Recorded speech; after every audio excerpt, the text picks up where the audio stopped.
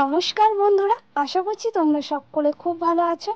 কোচবিহারের একটি ছোট্ট গ্রাম থেকে আমি রাখি তোমাদের সাথে আবারও নতুন কিছু ব্লগ ভিডিও নিয়ে চলে এসেছি। আজকের বারটি হলো রবিবার। তো আমার ঘুম থেকে উঠেই যা কাজ থাকে বিছানাটা তোলা, আমি এখন বিছানাটা তুলে ঝাড়টা দিয়ে রাখছি। এখন বাজে প্রায় 7টা।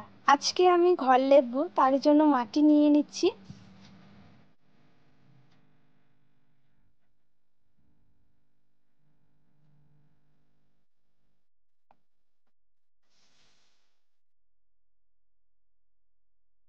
প্রথমে আমি আমার বাবার ঘরটা লেপে নিচ্ছি।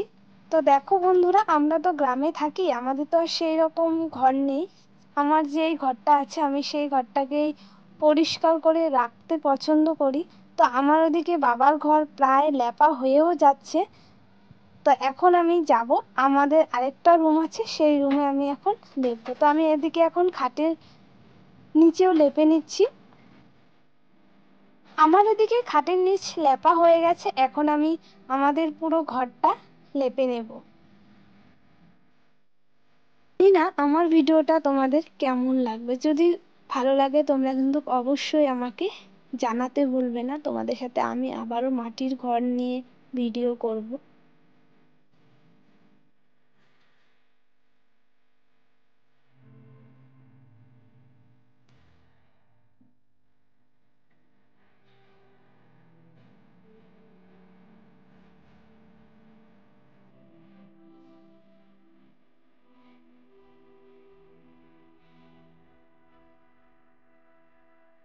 প্রায় আমার ঘর লেপা হয়েই যাচ্ছে।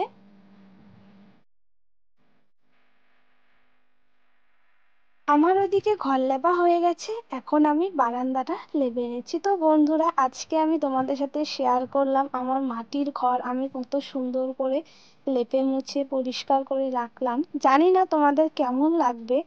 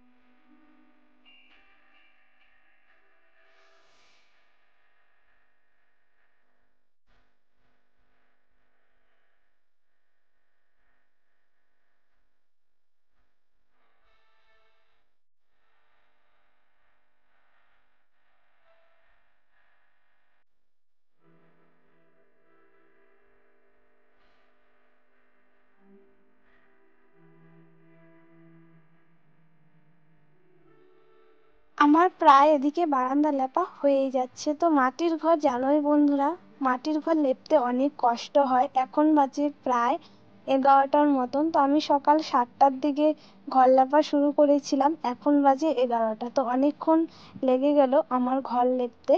তো বন্ধুরা, এখন আমি ওদিকে বারান্দা লেপা হয়ে গেছে, এখন আমি ধারগুলোও লেপে নিচ্ছি।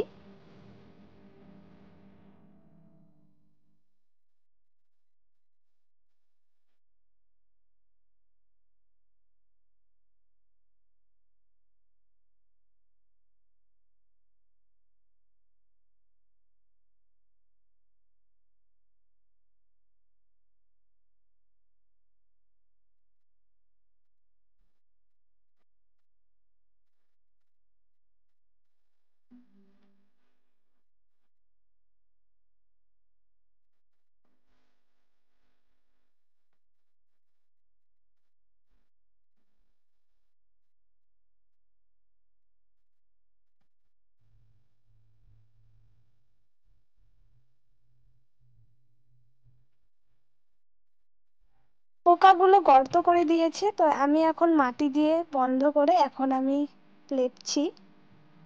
তো জানি না আমার আজকের ভিডিওটা তোমাদের কেমন লাগবে, আশা করছি ভালো লাগবে। আর যাদের মাটির ঘর আছে তোমরা জানোই যে মাটির ঘরটাকে কত সুন্দর করে লেপে মুছে